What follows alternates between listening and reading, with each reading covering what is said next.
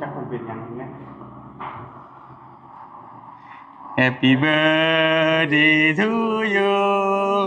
Happy birthday to you Happy birthday Happy birthday เข้าใจดี เอาเป่าโอ้ยอ๋อ กินเค้กบ่น้อง เรียกให้เพิ่นแหละเอาไม่เค้กเอาวันเกิดบ่ยาว มันเกิดระบ้าแล้วบ่มีไปกิน ระเบาชื่อ หลอกหน่อยหลอกไง คือเฮ็ดเฟืองเนาะมัน รสชาติมันเป็นไรเนาะ เสพ โอ้ย โอ้ย เสียเพิ่นบ่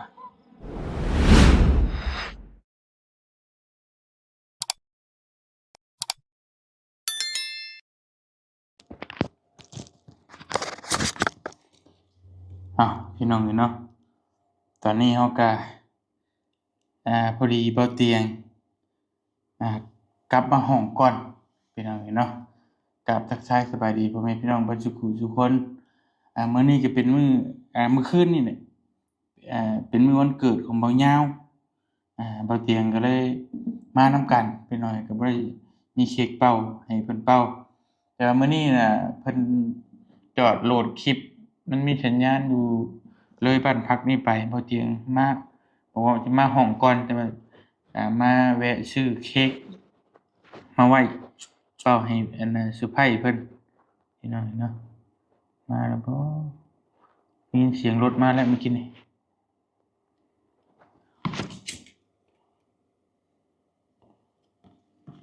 เฮาก็เลยสิไปเซอร์ไพรส์เพิ่นบัดนี้เนาะเว้ยมาแล้วบ่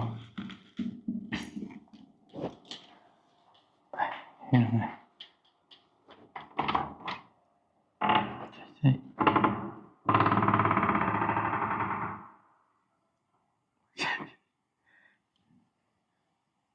ใช่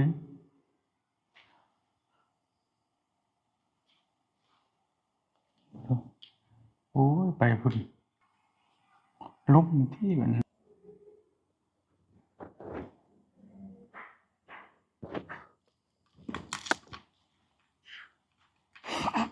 ไปพุ่นเข้ามาโอ้ยสวัสดีเพิ่นอันนี้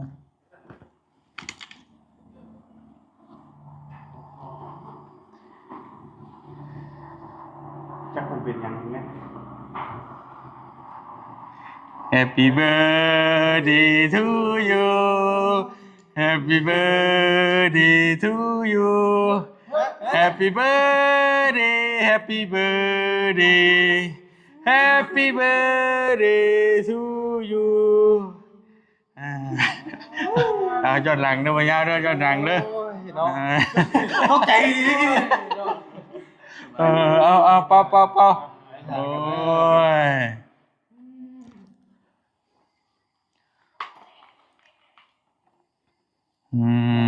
ให้กิน เอาเจ้าแล้วกินมันเกิดเนาะ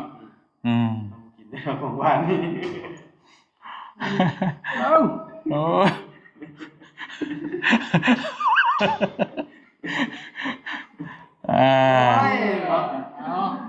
บ่คุณบ่กินจะเอาเป็นยังตกใจอีก ว่าให้อยู่จักปีได้ปีนี้ เนาะครบ10 ปีแล้วเลยตามทิศ เอาอยู่ดีมีเฮงยอดวิวปังๆเด้อบ่ยาวเอ้ยก็ โอ้ตกใจอยู่บ่กินดิ บ่เอ้าไปเบิ่งน้องในกล้องตรงนี้กันคอยจะหน้าเสียเพราะตัวโดนเครื่องโดนคอ โดยก็บ่มีแนวเผางงบ่มานำกันดิ ว่าตามคนเป็นบ่อยู่เป็นชื่อบ่ อ่านนี่ เห็นบ่งูสิ เอามานำกันเลยพี่น้องเอ้ยไปเบี้ยงนำกันเบิดมื้อเลย ชื่อตอนนั้นเห็น นำมื้อนี้แหละเฮ้ย มาผู้เว้นของคุณบ่เนาะ มีแต่ป่าตรง ตายตลอดนี่ได้เลย เอากับมันบ่มีก้อนใหญ่กันซำนี้แหละพอได้ สุดเลย เนาะจริงก็น้ำออนไลน์ก็ได้เนาะเนาะส่ง มีเบอร์เดีกันนั่นแหละเนาะแต่ว่าเป็นยังไง อืม หลังเอาตั้งใจของ ย้อนดังเด้อว่าเมื่อคืนนี้บ่เตียงบ่ได้ฮู้เด้พี่น้องเอ้ยเพราะว่ามาเห็นลงในเฟซว่าวันเกิดมันหยังก็บอกกันแหน่ว่าอืม มันบัดยุกกันแล้วเตรียมบุญเฮา จังพอตีโนดข่อยจังหัวว่ะเอ้าวันเกิดเดินทางวันเกิดมันเกิดอุบัติเหตุเว้าไปได้พี่น้องเอ้ยเอ้าเว้าหยอกไปซื่อเด้ออืมกินน่ะจะมากินหวานเจ้ากิน จะเป็นเค้กเป็นเล่มมากเลย อืมเอาไปให้เล็กน้อยน้ำมื้อนี้ได้กิน นะอีกน้อยอยู่กินนี่ บ่มีตู้เพิ่นกินอยู่บ่ เป็นตู้กินอยู่บ่เค้กกินอยู่บ่ อืมลูกหลานมีบ่เทื่อนี้โดยวันเกิดบ่าวยาวๆนี่แหละบ่าวยาวขนาดนี้อืม กินบ่เด้อถ่ายรูปกันนะเนาะ ถ่ายรูปบ่มาถ่ายรูปมาอ่ามานี่กินให้หมดเยอะเลยจ้ะ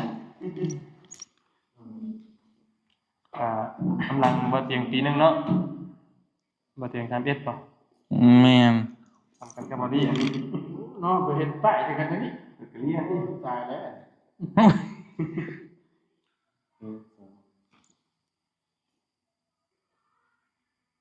โอเค พอเข้าใจดี ว่ะ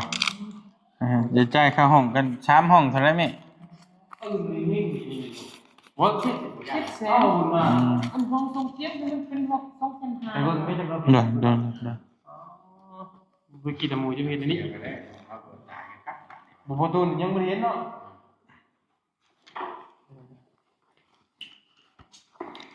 เงินบ่าวบุญนำพี่น้องเอ้ยเพิ่นฝากไว้เจเฮียบ่ ให้ดอกไม้อันนี้น้ำมา 7แสนเด้อ7แสนกีบเงินบ่าวบุญนำฝากมา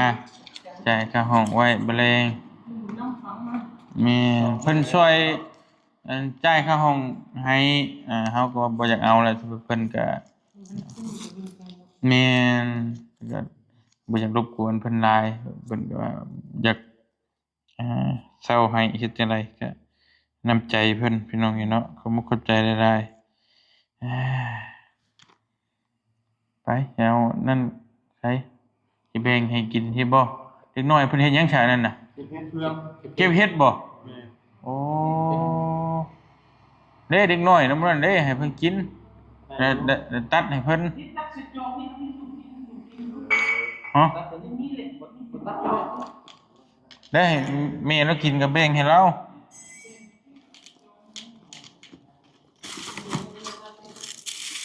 ฮะอ๋อมีอยู่ ปะปะตัด สื่อเสียมัน เจ้านะฮะ สื่อสเก็ต อยู่ในห้างทางมาใกล้ๆนี่แหละ นี่อยู่ ทางนี้แหละ แม่ เอาอันยางออกก่อนเด้อมียางแล้ว อ๋อว้าว มีบ่มีอ่ะเอาออกเลย กินเทียน ก็ออกคน อืม เอาหลายเนาะ มอลาบ่ อืม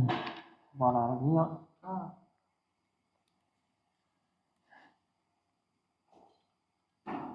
อืม ใช่ไหม เฮ็ดใช่จอกแล้วบ่แม่ อันนี้กินกันตัว แต่เฮาบ่ได้กินเดี๋ยวโอ้ช่วงสิแซ่บอยู่เลยเนาะ เอาบ่ เบิ่งบ่หวานแต่น้องมิเอาบ่มันหวานข่อยยังเจ็บคอ กัน ไปให้น้องเพิ่นบัดนี้ เอาแล้ว ไปอืม โอเคแล้วเตียงได้ โดยเฮ้ยก็เปิดเพลงกันนะตุ้มๆอยู่เอิ้นเพิ่นต้องเห็นยังมาอ่ะ คนกลุ่มแท้ เก็บเห็ด เก็บเฮ็ดบ่อ๋อเด็กน้อยเป็นเก็บเฮ็ดพี่น้องเอ้ย เห็ดออกแล้วมันนั่นนะออกแล้วมันน้ำปลานะ เออ มันจะดีแล้วไปยัง ฮะ ให้เพิ่นกิน เบิ่งบ่ยอดแต่ก็คือ บ่แม่นบ่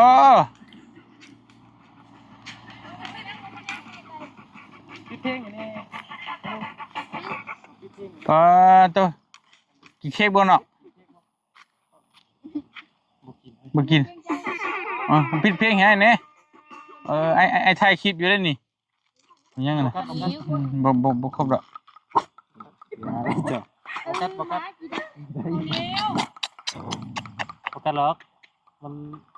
คือ มันห่างจริงๆมันบ่กันหรอกอุ้ยยาว กินเฮ็ดบ่น้องม เอ้ามาหานี่ แม่นยัง บ่กัดแต่มันขูด มันบ่กัดแต่มันขูดบ่ อย่าไว้ใจทางอย่าวางใจใครเก็บไปเฮียงอันนี้น่ะ ไปเย็บแล้วมีหมดก่อน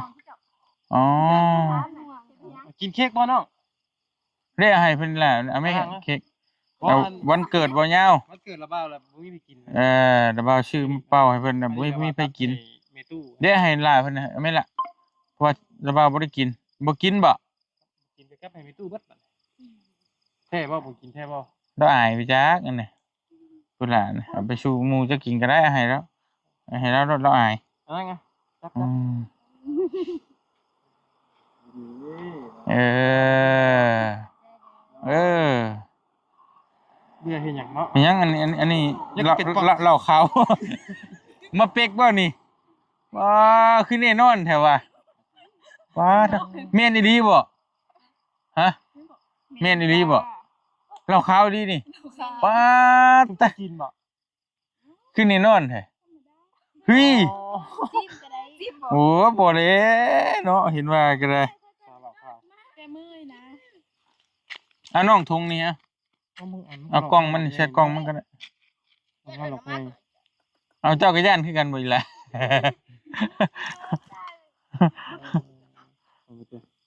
หลอกไง เออคือเฮ็ดเฟืองเนาะมันจะไปเฮ็ดบ่เบื่อวะ มันเคยกินอยู่ที่บ่ กินสมือกินสมือ อืม ไม่ได้กิน เอาไป เหยียบชิมมันกระดอกน้อยมันก็หมุนแล่นเนาะอืม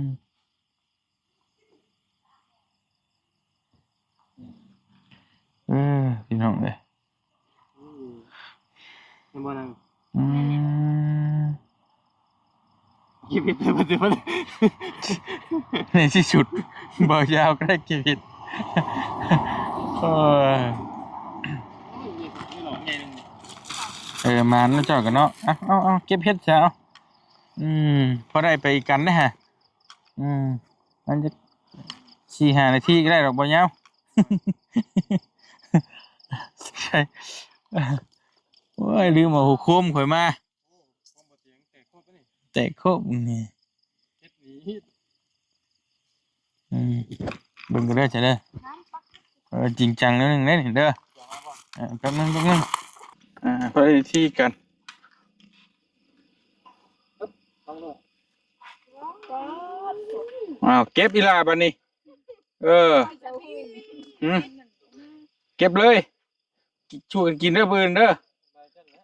กินน้ำกันได้ ก็เก็บกินเองได้นี่เก็บเลยเก็บกินเอง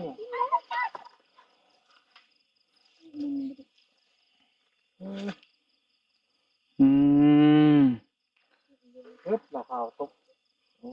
กินให้เบิ่งด้วย เว้ย ยกมือมา อยู่อยู่บ่ เนี่ยมันบ่ดี นี่แหละ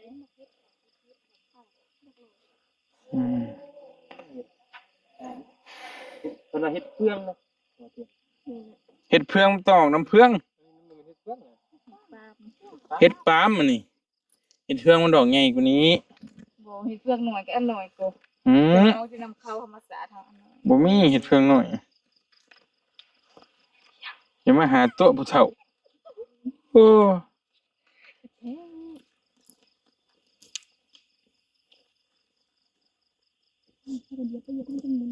แล้วมันเฮาเหยียบมันเด้ที่จริงมันบ่สมควรสิเหยียบมันอะไรกะ นี่ดอกนี่นะจะรออยู่นี่นี่ นี่ นี่ก็ดี โอ้เรื่องมาเดียวนี่สวรรค์เกียรติ โอ้นี่ก็เวอร์ แต่สองเขาบ่ฮักอันนี้ เมื่อเขาโยนพุ่นเลยช่องนี่ช่องจะเข้าไปเบิ่งเจ้าของนั่นช่องว่าเตียงทองทะเลเด้อ ภาษาลาวภาษาไทย ภาษาไทย จะไม่ยกอีกเขามาขอเดี๋ยว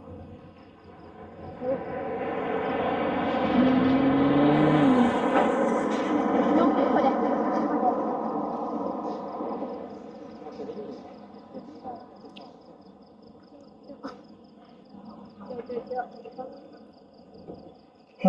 ดุมันเนาะผู้สาวใช่ยะ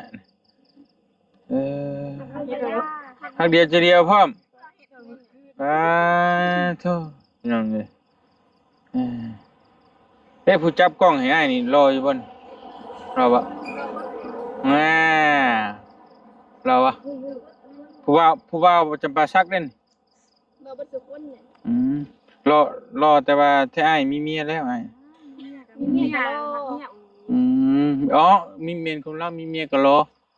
อ่า เราบอกเรื่องความรอ บ่เรื่องคำรออ๋อ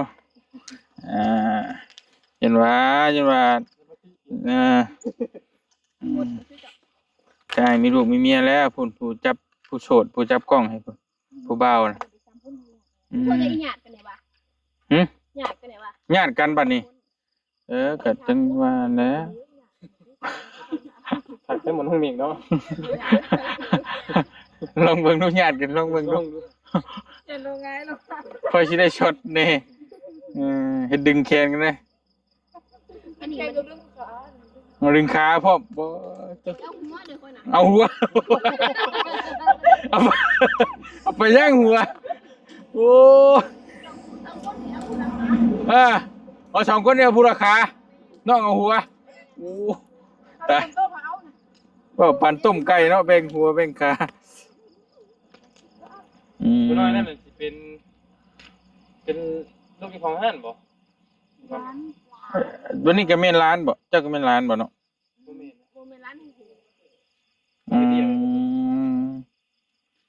โอเคดีตัว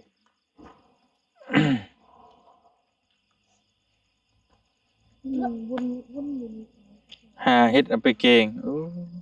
เขาบอกนี่เขาบอกเขาหยาดเดี๋ยวนั่งจังเลย ไปเรียนใส่ปืนที่มากินข้าวอยู่ในห้านเพิ่น เก็บไปขายบ่เก็บไปกิน ของดีนี้ไม่กิน พี่น้องเอ้ยเฮ็ดปาล์ม รสชาติมันเป็นไงเนาะ เสร็จ โอ้ย โอ้ย เสะเพิ่นบ่คำเดียวเลย คำตอบที่ชัดเจนที่สุดแซ่บคล้ายๆเฮ็ดเฟืองบ่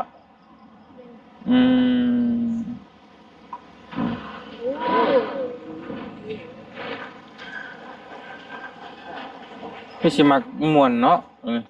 ถือพี่ชามมานำด้วยพี่น้องเอ้ยเก็บเฮ็ดกัน มันแดดนี่จะออกอยู่เนาะฝนตกเลย มันเก็บมือเป็นเหตุมันข้าวดีกว่า อะไรก็ มันเก็บยำแรงเนี่ยฮิตโดข้าวดีดึกมาแต่มันจำ เอ้า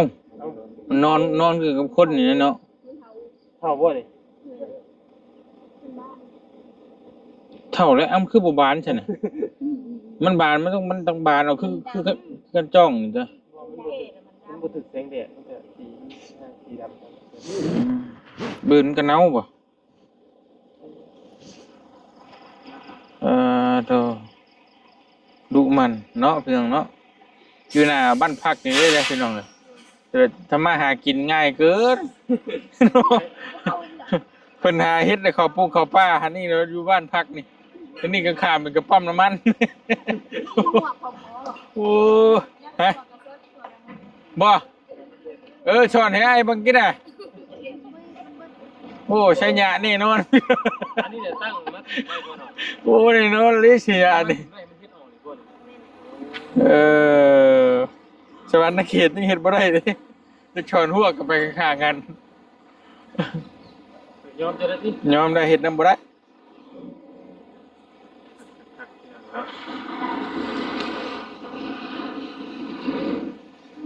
นี่ก็ลูกหลานทางเจ้าของบ้านพักนี้เนาะเพิ่นมาเก็บนี่ได้ผู้สืบทอดนั้นมรดกได้นี่เบิ่งไปละ มานิดหน่อยคือผู้ใหญ่เนาะ จักปีเด้อนั่ง11ปีอย่างมากที่นี่เขาบอกว่าเจ้าคุณนิดหน่อยคือผู้ใหญ่เนาะ อีกหน่อยคือผู้ใหญ่แบบมารยาทบ่กริยาท่าทางเนาะเอาอันนี้แผนกนั่งจับกระชามแผนกยังจับกระชามรอเฮ้ให้บ่ยาวให้จับล่ะจับชื่อแล้วเจ้าก็หาไปซะเฮ้ยเฮาบ่รบกวนน้องเพิ่นละเห็นฮะบ่ค่อยบ่กินหยังละ เราอยู่ นักเข้าใจอะไรมาเตียงเด้อ รออยู่ดีมีเฮง ใจอะไร รออยู่ดีมีเฮงร่ำรวย ว่าจะเป็นอย่าง เอาเนาะ แค่นี้ มันเกิดเด็กอะไรบ่ได้อยู่ บ่ได้อยู่บ้านอยู่เมืองอะไรในเนื่อง30 ปีเนาะเฒ่าแล้วพี่น้องเลยใกล้แล้วชาปีจนคน เลยจักเฮาบ่จักเด้ถ้าสมมุติว่า80ตายเฮาก็40ละครึ่งเฮาบ่ฮู้ว่าเฮาสิตายจักปีบาด ประเด็นมันน่ะถ้าว่าแบบนั้นเด้คำว่าครึ่งคนนี่เฮาคือครึ่งเฮาสิตายว่าแบบนั้นเด้ถ้าสมมุติว่าจะเว้านี่คือ100ปีเฮาตายนี่50ปีต้องครึ่งคน ก็คืออีก10 ปีครึ่งคนก็ว่าอย่างนี้ที่อยู่เท่าไหร่นะเลย20 ปีเนาะ นั่นแหละอีก3 ปีครึ่งคนบัดนี้เฮาสิอยู่100บ่ ใจก็อยู่พุ่นแล้วว่ะ ก็สมมุติว่า นี่นะนี่บ่ กินคนคุมื้อนี่บ่ฮอดดอก100 ปีข่อยว่าข่อยบ่ฮอดข่อยก็ข่อยนี่บ่ฮอดข่อย บ่ฮอดเราบ่ฮอด แต่ก็ขอให้ฮอดเด้อให้ได้100 ปีจังตายเด้อ